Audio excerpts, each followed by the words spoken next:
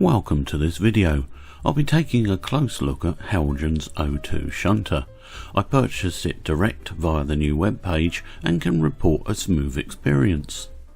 This is not going to be a review video as others have done this job well. However, I'll focus on fitting the detail pack parts, provide some history of the class and point out any considerations with the model. We'll also have a good running session. After the mid-50s, BR still needed a small, short wheel-based modern shunter, and therefore placed an order for 20 6-foot wheel-based 040 170 horsepower diesel hydraulic locos, and therefore the Class 02 was born. Made by the Yorkshire Engine Company and considered one of the more handsome designs with distinctive full veranda behind the cab and single centrally placed cab door. They replaced the very well-known Lancashire and Yorkshire 040 saddle tanks or pugs of 1890s vintage, and indeed the O2s took on the nickname of pugs. They were mostly deployed around Merseyside and Manchester. D.J.H was amazingly for the time placed on the preservation list in December 1970. It was stored at various locations including Brighton until 1978, when it was sent to Thomas Hill for restoration and claimed for the National Collection. D.J.H lives on at the National Rail Museum, where it performs shunting operations for the museum. In this photo section, we'll now look at fitting the supplied details. In the packet with a model is 2 model couplings with chain links, 2 tension lock couplings and NEM pockets and fixing screws, 2 buffer beam blanking plugs for if you don't want to use the tension locks, and a lovely etch of both the Yorkshire Engine Company plate and their horse logo. Starting with the buffer beam sockets, these do require attention with fine sandpaper or fine file to remove all traces of the yellow paint from the backing area at each end, as well as a touch with the file along the long length. Note there is a narrow and slightly wider fit. I found that the narrow part goes to the bottom. After fettling, or modelling as we once called it, the plugs will fit, but I'm not going to be using them anyway. Next we come to the etch. I use a sharp scalpel, locate it on the edges of the etch, and once happy with the position, using the finger of the other hand, press down on the blade to free the etches.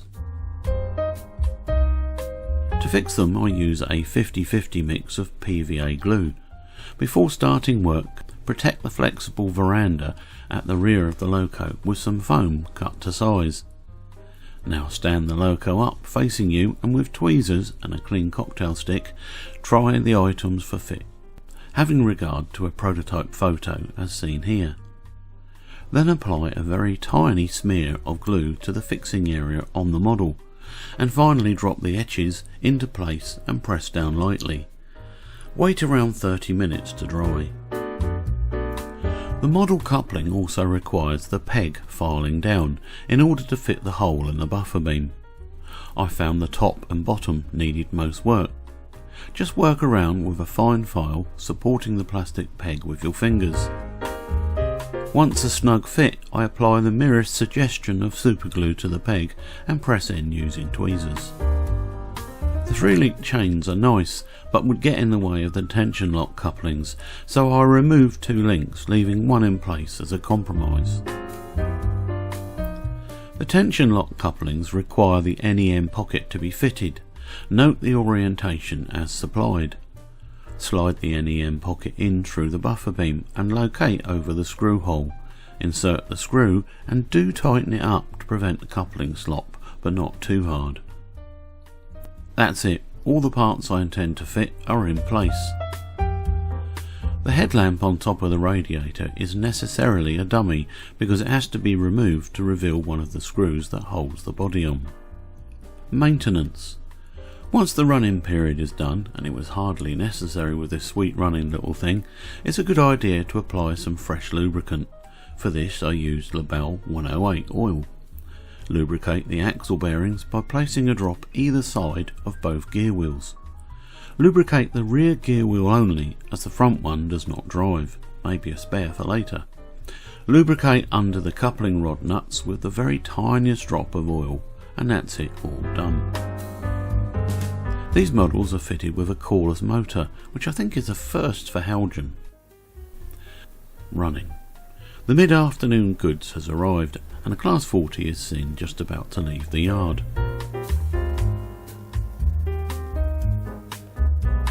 We then turn our attention to the little locomotive, waiting to be started up just outside the goods shed.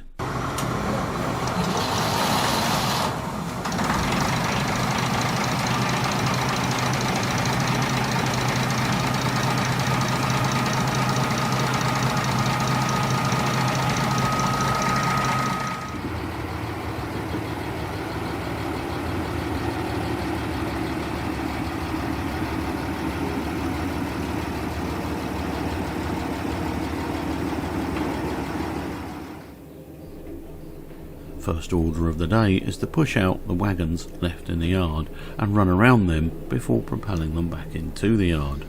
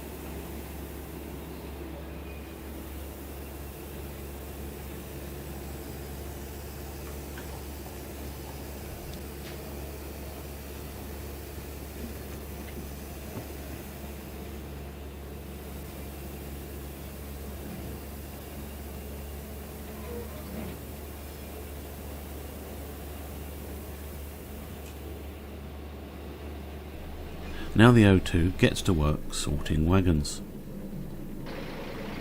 For a very small 040, she does very well indeed on my mixed Hornby and Pico dead rock points, only sticking a very few times during this whole session.